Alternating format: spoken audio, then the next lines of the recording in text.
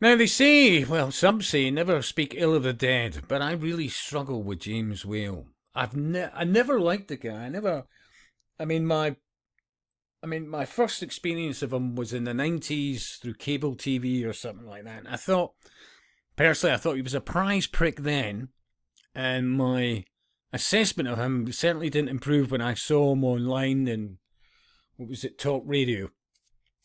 And the way he treated anybody who phoned in who had a doubt or two about the COVID vaccines.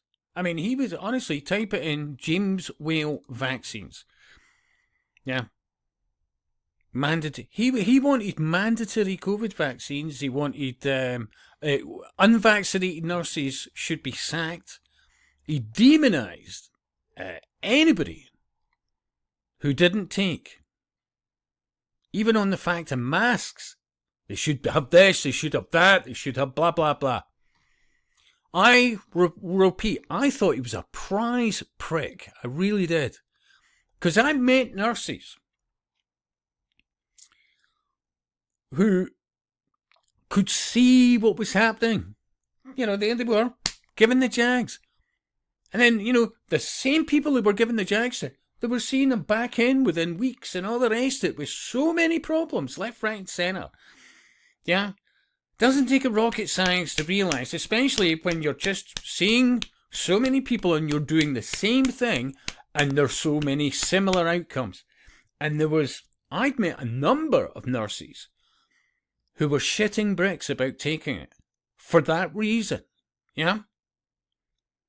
And of course, any nurse or anybody in the NHS who stuck their head above the parapet to say to others that had these concerns, well, you had this media jump on them. Oh, they're sacked, they're this, they're conspiracy theories, they're blah, blah, blah. And I remember meeting another nurse who, through peer pressure, through fear of losing her job, I mean, this was a fit lady in, say, her mid-30s, who had previously had a child, no problem at all the rest of it, blah, blah, blah. And then all of a sudden, her fertility went through the floor. She started having many health issues. And she said one of the most obvious quickly to her was joint pains. I mean, she was only in her mid-30s. All of a sudden, she's got joint pains. She, no energy. She was saying so many other things. I felt vexed for her. Absolutely.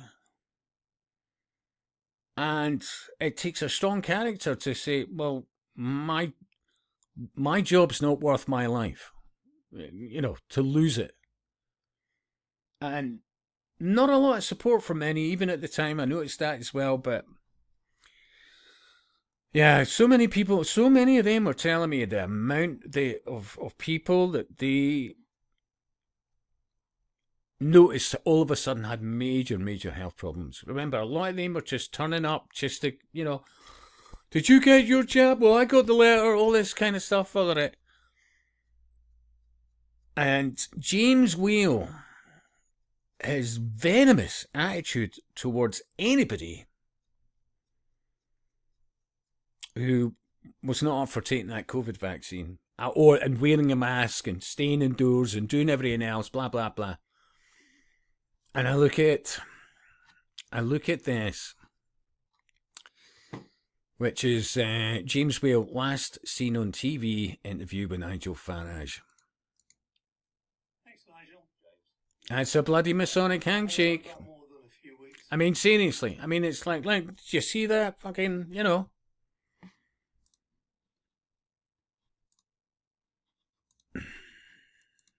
I hope I've got more than a few weeks, but They've all got an obligation, and it's certainly not to you or I. They're all pawns. They're all bloody puppets.